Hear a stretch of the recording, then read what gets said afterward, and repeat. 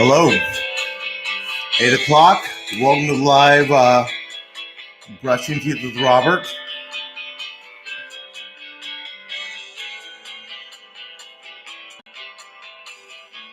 Can you hear the helicopters? I'm in New York, no need for words now. We sit in silence. Welcome. You look me in the eye directly. You met me, I think it's Wednesday. Welcome to Saturday. The evening, the mess we're in, I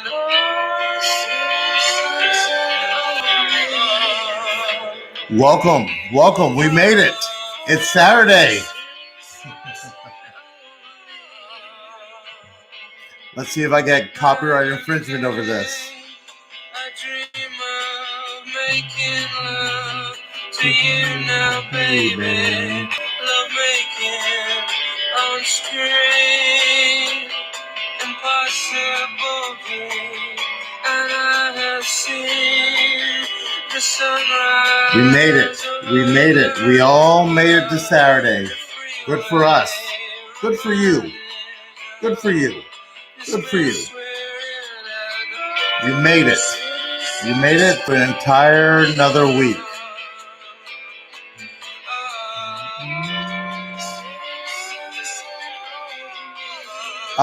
So I'm gonna start this off.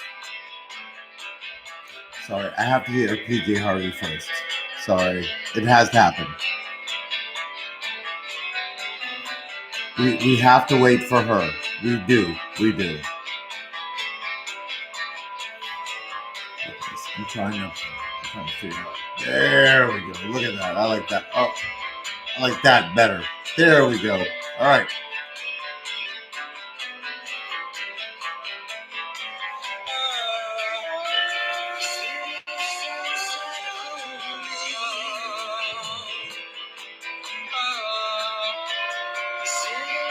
Sing it over me.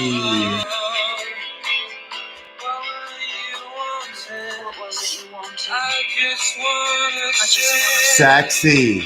Don't ever change. Never change now, baby. I don't think We will meet again. I'm gonna play it. I'm gonna play it through. That's how much I like it.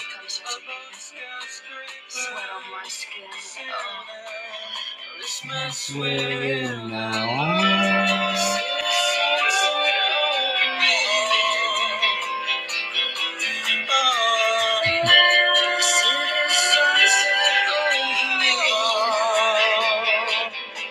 All right, hello.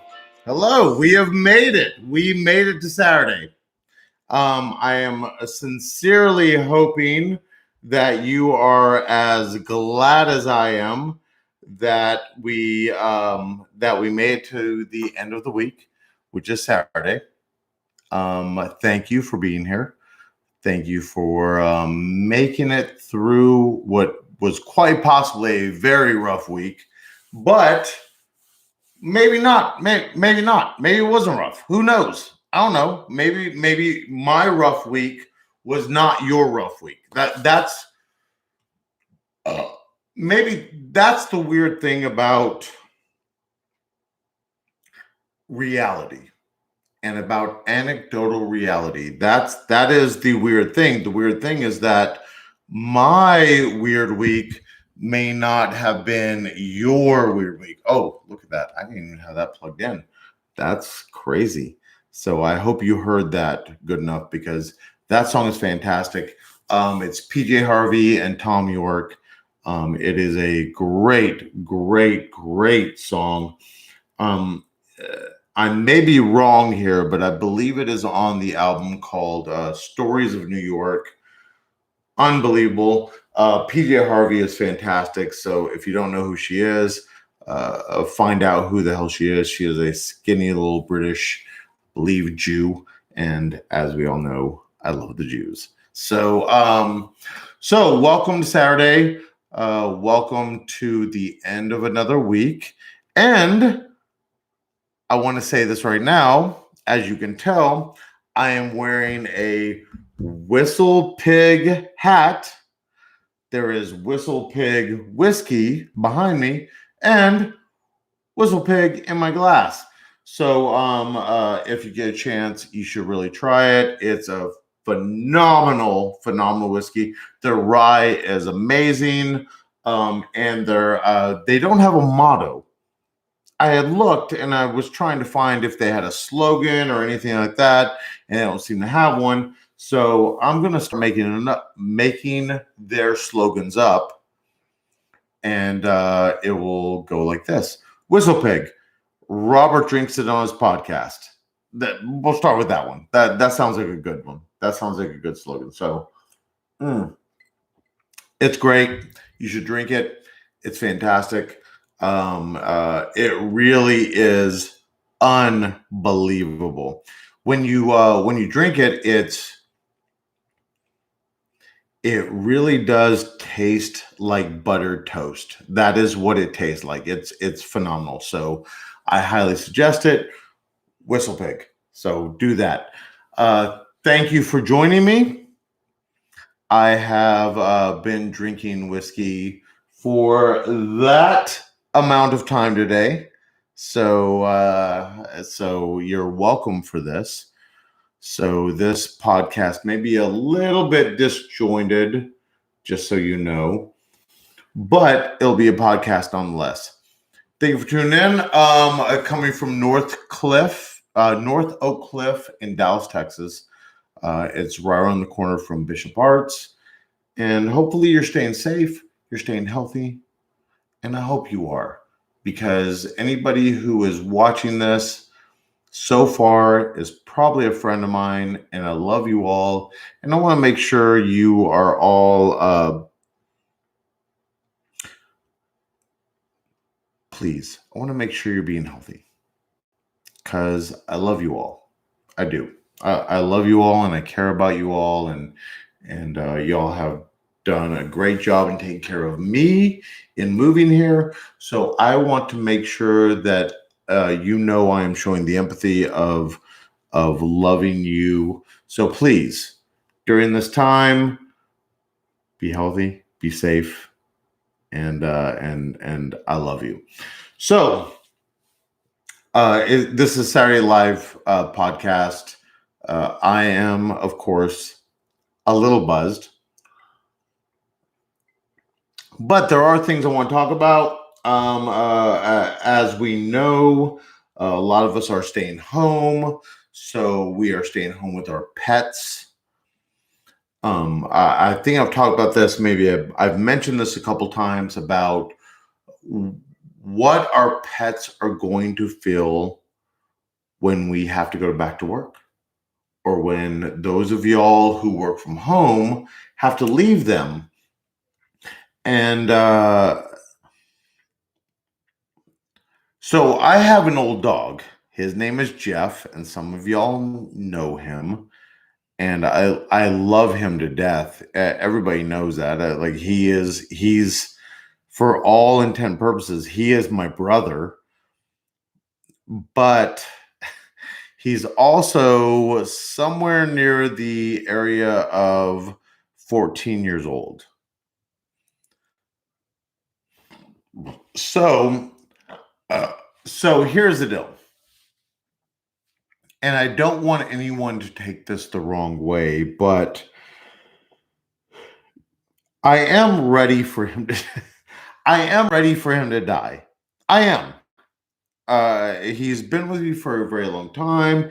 He's seen a lot of things go on in my life. He has muscled through it. He stayed up with me a lot, like really, really, really early in the morning.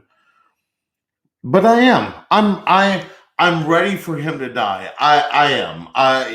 It's hard when you have a pet. When you have a pet, there are certain things that are hard to do, such as go on a trip, go on vacation, those things are hard because you have to find somebody to take care of your pet during those times, and that does get very hard. It does. It does, because you have to have a good friend nearby.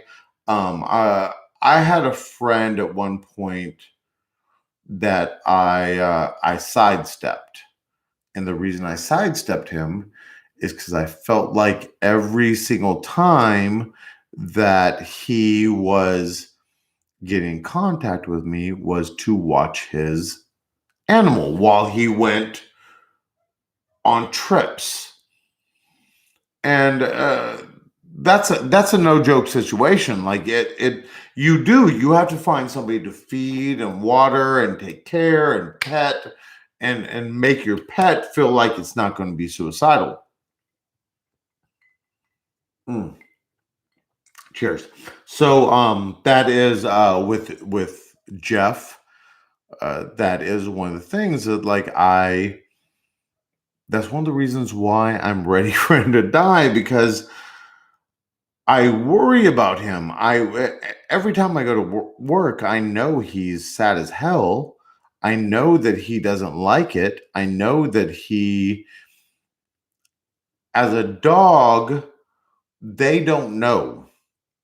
They don't know. All they know is love. That's all they want. That's all domesticated dogs want is love. And I love Jeff. Anybody will tell you, anybody who knows me and knows Jeff knows I love Jeff with all of my fucking heart.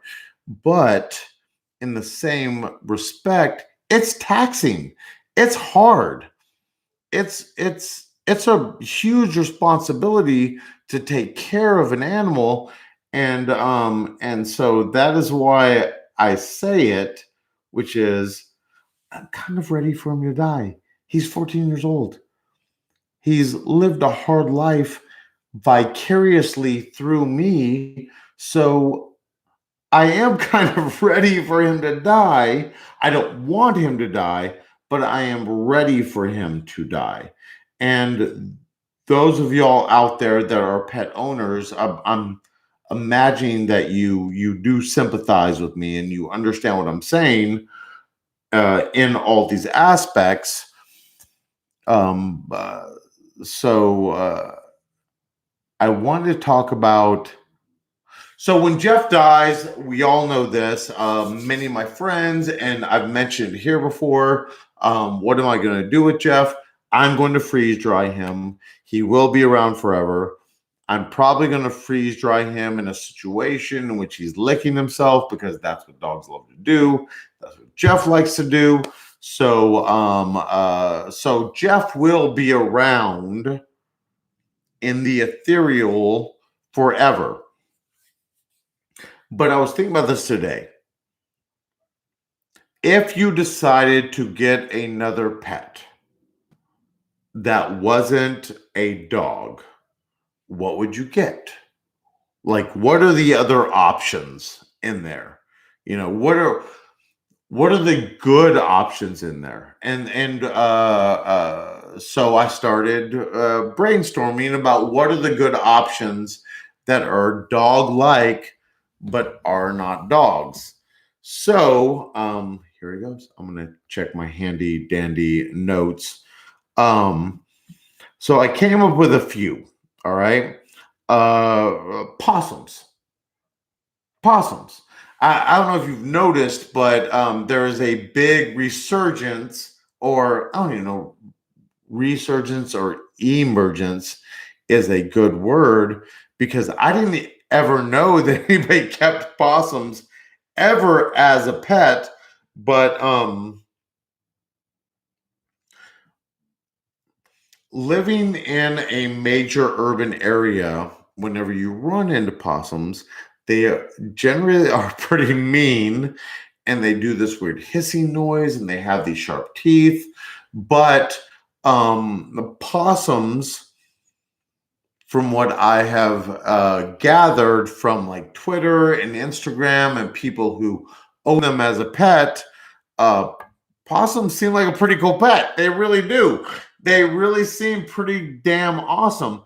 And from somebody who may or may not have shot a possum before, that seems like a great pet to have. It seems very similar to a dog. They seem very friendly, and in the times in which I've seen people keep them as a pet, is of course again on Instagram or Twitter, they seem pretty damn awesome. Oh shit! I totally passed over this. Subscribe if you like what I'm doing. Subscribe. Okay, we'll go past this. Possums seem like a great pet. They seem like a great alternative to dogs. They seem very similar. They have a lot of similar attributes. And from the people I see on social media who own possums, seems like a great idea. Seems like a really cool idea. Now, that brings me to this, which is an animal I really want to own so bad, so bad. Like I want to have one of these so bad, and 100% of the people I to disagree with me or try to persuade me against it, which is that after my dog dies, after Jeff dies, fucking raccoons. Raccoons are the fucking coolest. They seem awesome. They're like little people. They have little tiny hands, and it seems like they can like do things for you. Like they can go, like even in a primitive sense, they can go like get something out of the fridge for you. I love like this is my raccoon hand. This is my raccoon hand imitation. Like I love this. They're phenomenal. I love them so much. I feel bad that I hated them for so long because as I see people who have owned them on social media, they seem great. They're like little tiny bandits. Like they're so great. I love them so much. Like I just like every time I see somebody who owns a raccoon on like Instagram, like, I just want to hug it so much. I love them so much. And I blame Guardians of the Galaxy, by the way. I don't know if any of y'all blame Guardians of the Galaxy, but I do. I totally blame Guardians of the Galaxy for making raccoons personable and seem awesome because I want one so bad. I want so bad. Like I want them to like. I want a raccoon that like goes to the fridge and like get shit for me and brings it. Like it seemed like it's their. I think it's called reticulation, which is when their hands work like humans. Like they're great. I love them. I love them so much. So that being done, they can do a bunch of awesome things for us. If you have a dog and the dog dies and you decide to get another pet, a really good option is a bonobo. I know this seems really weird, all right? Because a bonobo is like a big ape. I don't know. If you don't know what a bonobo is, Google it. Bonobos are very large monkeys. They're very large apes, all right? Bonobos are fascinating. They really are. They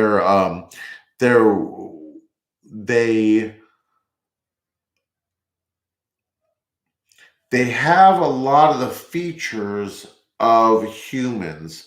They can walk upright. They have, prehensile thumbs. Like there are a lot of things about bonobos that are comforting. Besides the fact that they can rip your face off. But listen, I digress. All right, we'll go way past that. Bonobos are very interesting. If you owned a bonobo Here are the positives. Bonobo could do your chores. A bonobo, if you were patient, you could teach a bonobo to wash your dishes. You could teach a bonobo to possibly like run a vacuum. Like there are things about a bonobo that are very similar to humans. So you could easily teach a bonobo to help you with the responsibilities you already have that take up your time.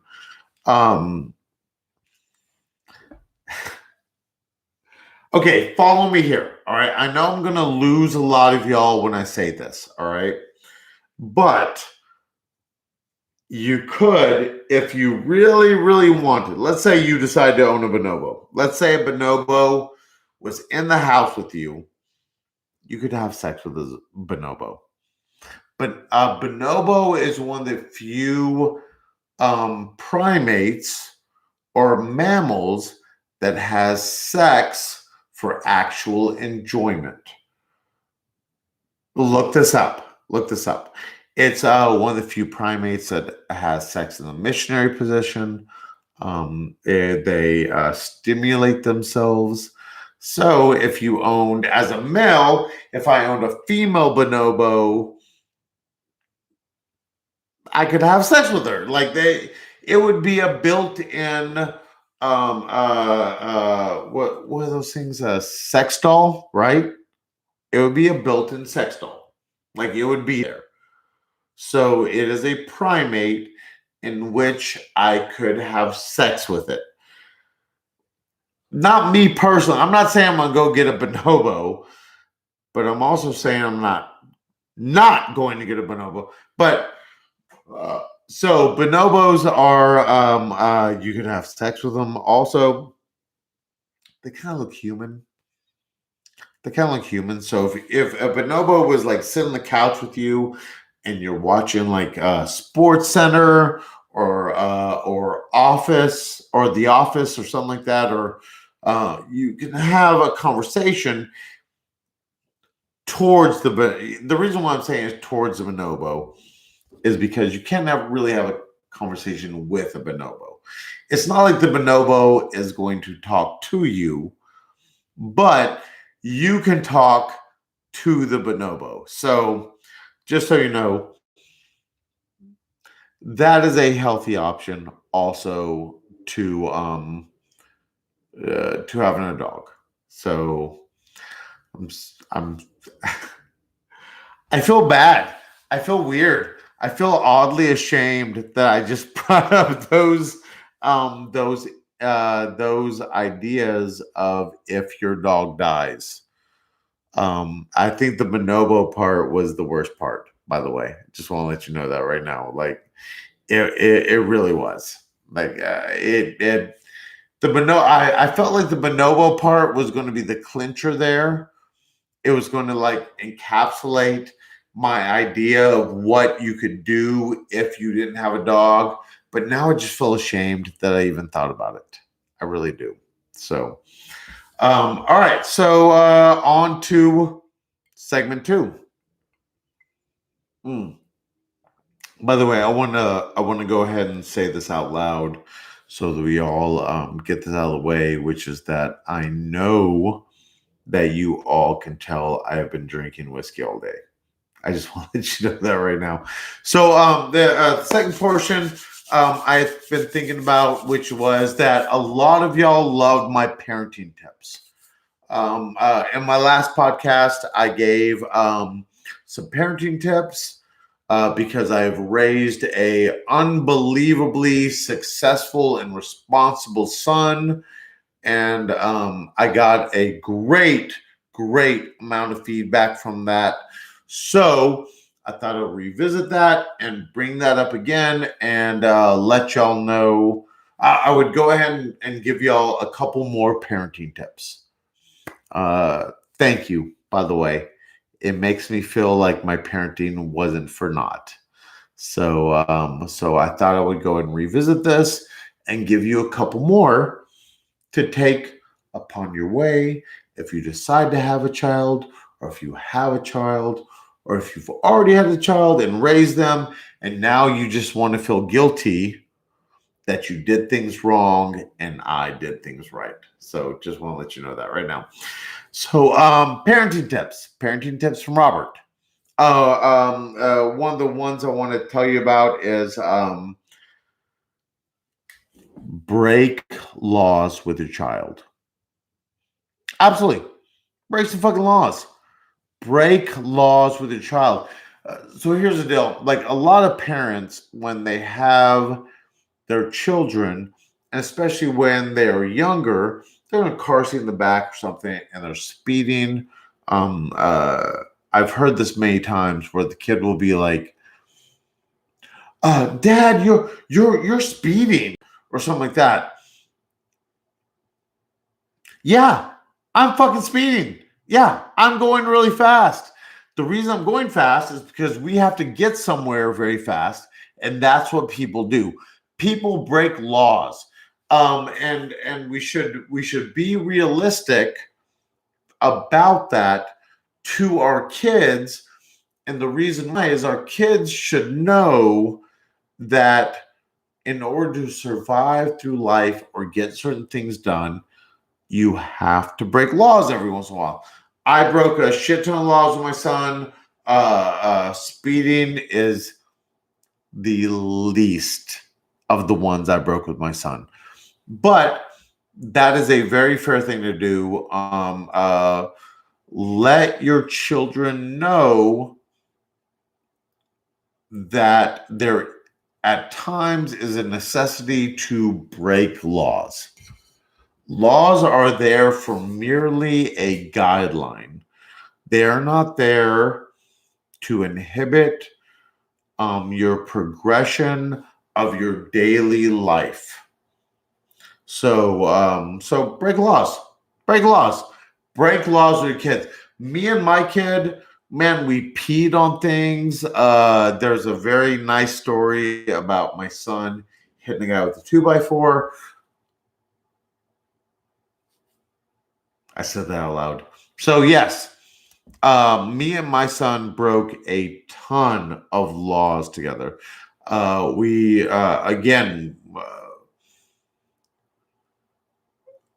I gave him a healthy respect for the law, and at the same time, a healthy respect that there are some laws that are meant to be broken. There really are. There really are. And you know that. I know that. It's not an unfair thing to say. So break laws. Break laws with your kid. All right. So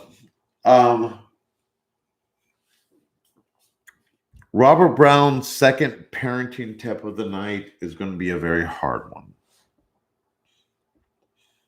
Especially if any of y'all have very, very young kids. So it really is. It's going to be a tough one to swallow, and it's going to take a few minutes for me to explain. But I'm going to go ahead and say it.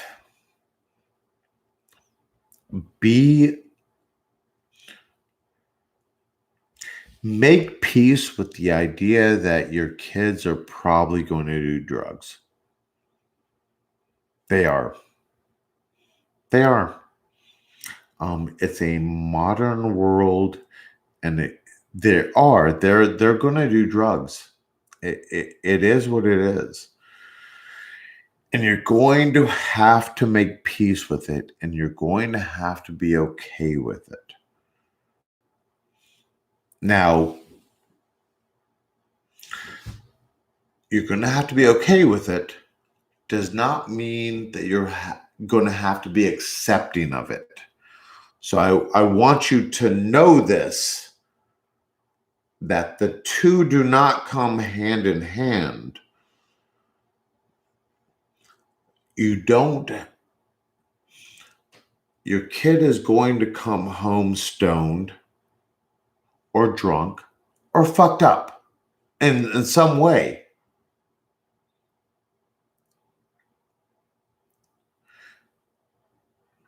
You can be okay with it without being accepting of it. I know that this is going to be a weird thing to kind of grab a hold of because it is conflicting, but it is the truth. You can be okay with it and still not be accepting of it. And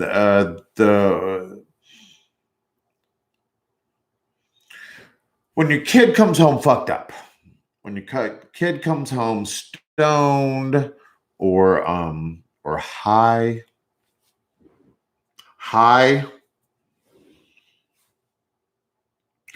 it is okay to let them get away with it a few times.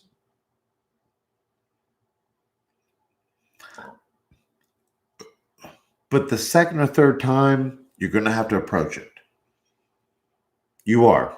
You're going to have to say something. You're going to have to pull them. You won't have to pull them aside because nobody else will be with them. It will just be them. You're going to have to let them know that you know they're fucked up. You know they're high. And two things. You're disappointed.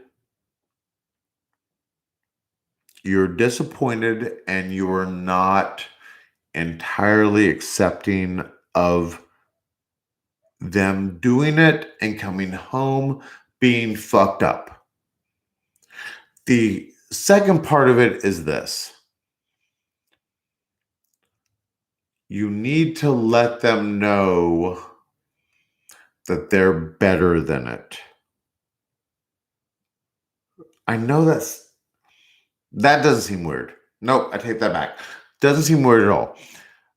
You need to let your kid know that they're smarter than it, that they're more creative than it, that they're more intelligent than it, that that we all know they're trying to keep up with their friends and they're trying to like, oh, my friends are getting fucking fucked up, so I'm going to get fucked up with them. Of course.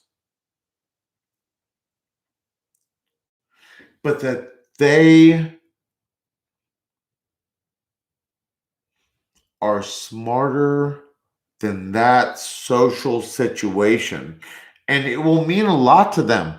It really will. It will mean a lot to them. It will mean that you understand their higher credit as a person in the world, with still understanding that there are pulls, social pulls that they have to go along with at times. So if you have a kid, if you are planning on having a kid, understand that in the modern world, they're going to do drugs. It's going to happen. It's probably easily 80% that it's going to happen. If you treat it like a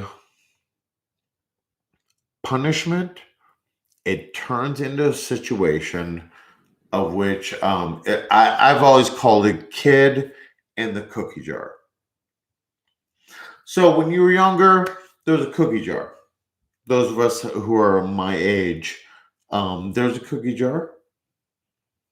And your parent or your grandparent said, there are cookies in here. Don't touch them.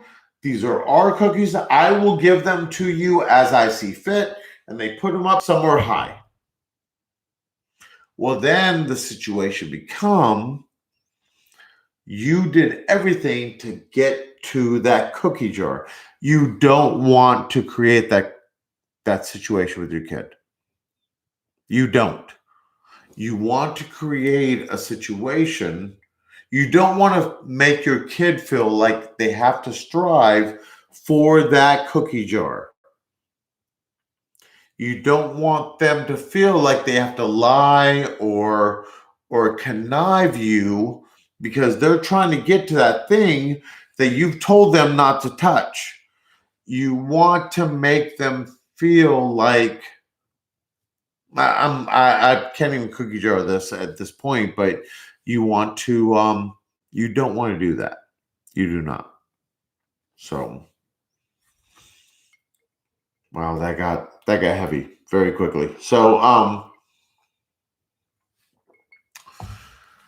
yeah. I feel like a lot of parents do that.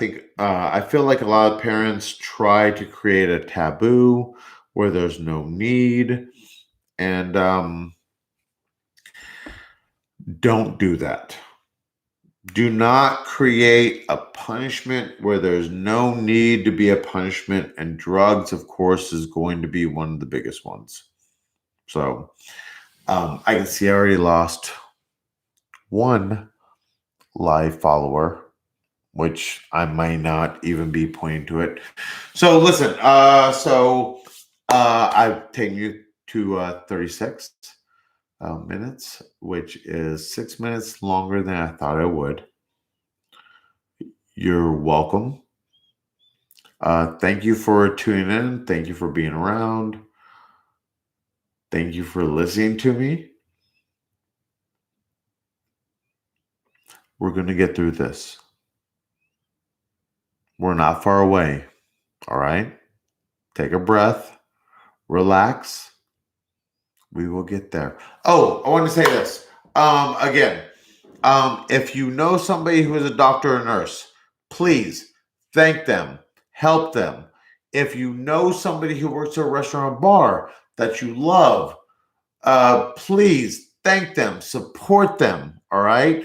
If your local bar or restaurant is running a GoFundMe, is running a Patreon, whatever it is, help them out. Now is the time for us to help the people who've taken care of us. We need to take care of them. All right? So thank you for tuning in. Thank you for being here. Again, subscribe if you like this. Subscribe even if you don't. I don't care. I'm really just doing this for myself. I really am. Like I don't care. Like I really don't. Okay. I actually probando un estilo diferente, musical, pinche canción.